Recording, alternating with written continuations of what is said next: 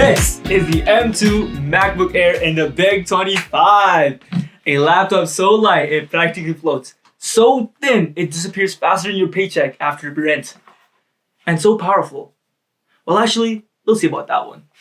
What's poppin' is Newbie Bigs, part-time tech reviewer, part-time disappointment to my bank account, all because of this guy right here. So today, I happen to get my hands on so-called revolutionary next-gen M2 powered beast. This is Apple's overpriced slab of metal that they call the MacBook Air M2. You know what? Enough of me yapping and wasting your time. Let me give you what you guys came here for. Let's talk about the design. Dude, this thing is thinner than a flat plot in a Fast and Furious movie, right? This thing is flat, bro. It is so thin, but it looks so nice. So 2.7 pounds, you can easily just chuck it in your bag, carry it to uni or anything, right? Thin, light, what else do you need for uni, right? This is perfect for you. But at least there's something a bit more spicy. The colors, right? Apple calls them like spicy colors. There's midnight, there's starlight, there's space gray, which is this one right here, and then there's silver. You know what? I think silver's for the people who like aunties and chicken. Like silver's is really basic. Anyways, yeah, so that's for the colors. Really basic colors. But yeah, overall, really nice, beautiful laptop. For the display, we got a 13.6-inch Liquid Retina display, 500 nits of brightness, so you got that nice, beautiful color accuracy with 1 billion colors. Too bad most of us only have 2 emotions, so you know, hungry and tired. We're never gonna see all these colors in our lives. You're just gonna see dark monotone. I know how your life is. Well, maybe I'm just projecting my life onto you guys, but yeah, you're never gonna see those 1 billion colors, man. Enough of that. The screen is like really beautiful, vibrant. It's like trying to distract you from the trauma of paying $1,600 for this, bro.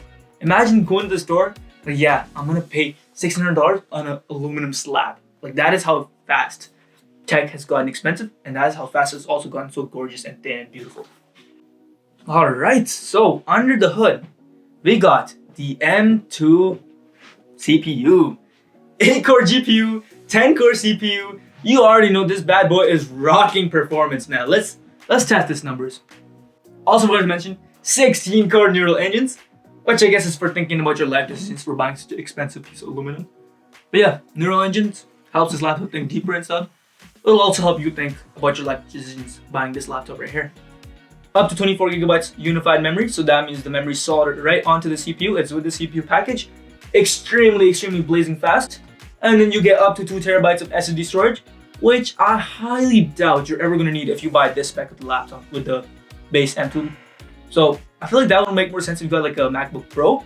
But as for like a Air, I don't really think you would need more than like a terabyte, right? And best of all, it has no fan. Because of the way Apple designed this thing, right? It's so ridiculously powerful, yet so like energy efficient, it barely produces any heat. So even without a fan, it gives you exceptional performance.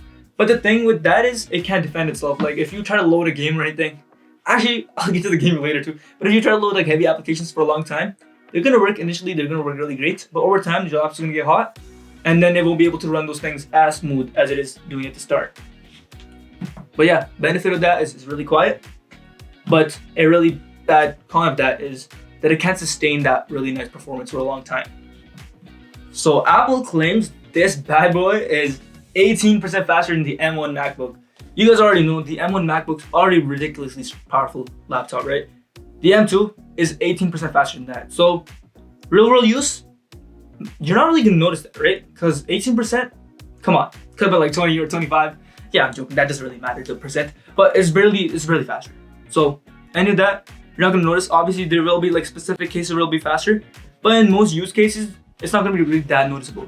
Unless you're actually doing like heavy loads, then you might see a difference, right? Basic tasks you need to do like Google Chrome, Safari, browsing, YouTube, really smooth. Browsing, like I just said, really fluid. Multitasking, it's not bad. It's not that this laptop can handle it. macOS is just not the best at multitasking, so it's still pretty good, but macOS is just not as good as like on the Windows side you'd get. So it's okay-ish, it's not bad. And gaming, yeah, like I said, we'll get to that in a bit. So let's skip that over for now, because that is honestly an embarrassment. Let's talk about something else first. Okay, before I start dissing the hell out of this laptop, let's talk about its battery life, because that is honestly one of the best things about this laptop. And I think this is one of the reasons a lot of students, it's really popular among students. This is why they buy it, is because the battery life is just freaking rock solid. Apple claims 18 hours, but you already know companies' claims, they're always like doing under lab tested conditions, right? So this is gonna be more like 12 to 14 hours, which is still freaking insane. Like a normal laptop has like around 7 hours, 6 hours. So 12 to 14 hours is actually pretty nuts, depending on what you're doing, right? So I'll legit like, I've gone like a few days without this thing charging. You know, my buddy has one too, like this.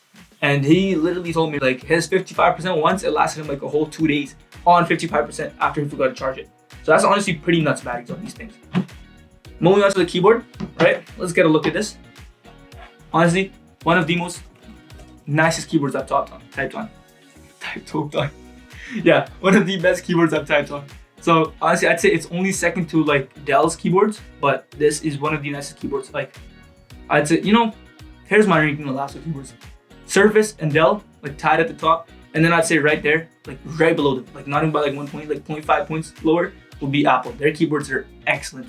The only thing I would like to have maybe, you know, better, that could make them better, is if they just had a bit more key travel, like the key travels a bit more down.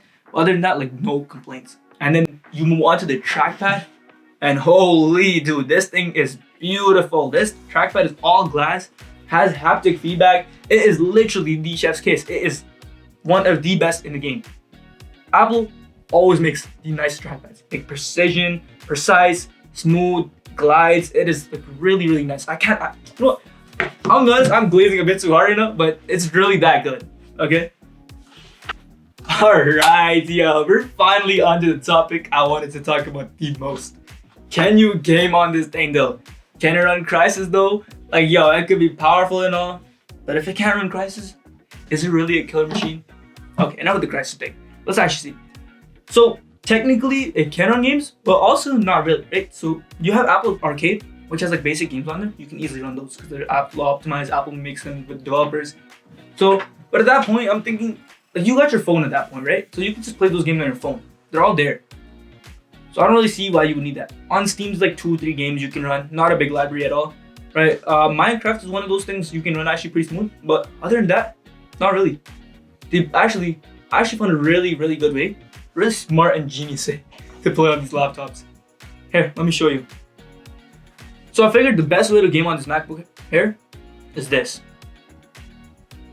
Holy, so this is actually such a nice trackpad. It's so smooth to glide on. Low latency and actually really smooth surface. So this is actually really good as a trackpad, I would say. So if you buy this laptop, you have the most premium mousepad money can buy. So at least you have something to be happy about, you know? Okay. Alright. macOS Ventura. The new macOS has a lot of the AI stuff, as this new Siri AI, a bunch of AI stuff. I'm not like too keen on that. I haven't checked too much on that, but like yeah, it's honestly, it's like Apple version of Windows 11. Obviously, a lot more like closed down, but it's like really similar to Windows 11 in a lot of ways, right? So you can't really go wrong with MacBook. But other than if you like specific programs that are only on Windows, I wouldn't really like stay away from macOS. Especially if you had an iPhone, right? So you'd be like really linked. LinkedIn duo, you know, Apple phone with an Apple laptop or LinkedIn. Wait, did I just say LinkedIn? I don't want a job, man. Anyways, yeah, so pretty good. OS is pretty good. Let me just wrap this video up actually, honestly. Let me just try to keep this video nice and condensed just like this laptop. So who is this laptop really for? From what I've seen, from what I've, you know, seen what it has, I'd say this laptop is really best for like people who write a lot and like who are students, right? So if you're the type of guy to go buy a MacBook just to sit in a Starbucks coffee shop or something like early in the morning to pretend like you're working, this is perfect for you, man. This is the one to go for. If you just want like a chill Netflix machine, you just want to watch some Netflix, YouTube on the side or something like that, this is the one to go for. If you want something that's powerful, thin, light, has good battery life, so maybe you're a student, you need it for uni, this is the perfect thing for you. But if you want anything to like edit hardcore 4K footage or even open like a bunch of tabs in Chrome with Spotify or something, right? You're better off with a real machine. So something I'd say like a MacBook Pro, which would have a fan to cool it, a powerful GPU, powerful CPU, or maybe just like a toaster, like a graphics or like a big gaming laptop, or maybe just like a Dell Precision or something. But yeah, overall, rock solid computer. Amazing for what it is. Honestly, I feel like it is kind of on the pricier side, but I can kind of justify its price. Its build quality, its specs, its battery life. I think it's kind of justified, especially if you get the lower end model. So I think you can get that for slightly higher than $1,000. So yeah, the MacBook M2 Air. Gorgeous? Hell yeah. Powerful? Kind of.